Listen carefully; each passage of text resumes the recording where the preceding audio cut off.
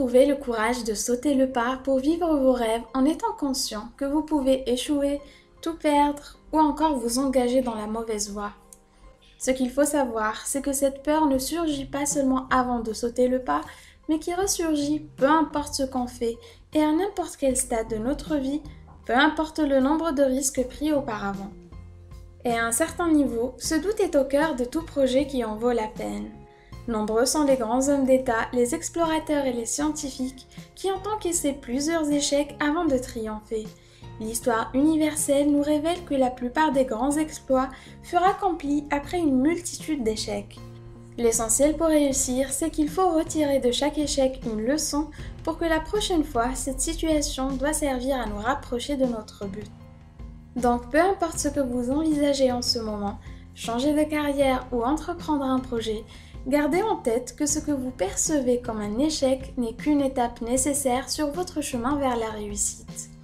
Voici ce que je vous invite à faire. Prenez une feuille de papier et libérez-vous de vos peurs en les écrivant dans les détails les plus crus. Posez-vous cette question. Quel est le pire scénario? Mais pas seulement pour le cas où vous dites oui, mais également pour le cas où vous refusez. Et n'y pensez pas vaguement, soyez très spécifique et pensez à comment vous pourriez gérer ça. Par exemple, avant de lancer ma chaîne Mind Biscuit, j'ai passé plus d'une année à hésiter. Je savais exactement ce que je voulais faire et comment le faire, mais pour une raison ou une autre, je n'arrivais pas à passer à l'action. Puis, un beau jour, je me suis demandé quel serait le pire scénario. Et finalement, le pire de ce qui pourrait arriver, c'est que mes vidéos n'apportent rien à personne, que les gens trouvent ça inutile, qu'on me bombarde de commentaires négatifs et que je finisse par laisser tomber et que tout cela ne soit qu'une perte de temps.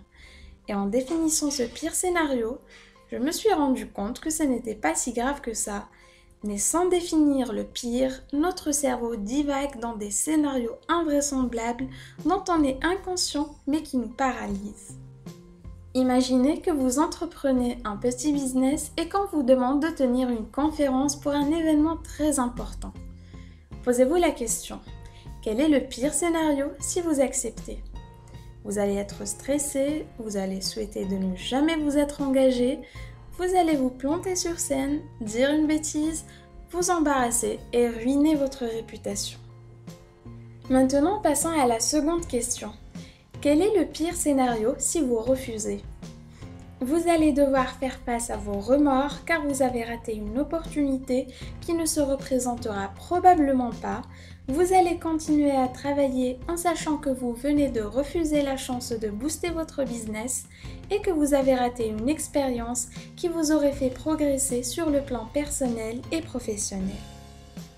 À chaque fois que vous devez trouver le courage de faire quelque chose, posez-vous ces deux questions et tirez-en une conclusion.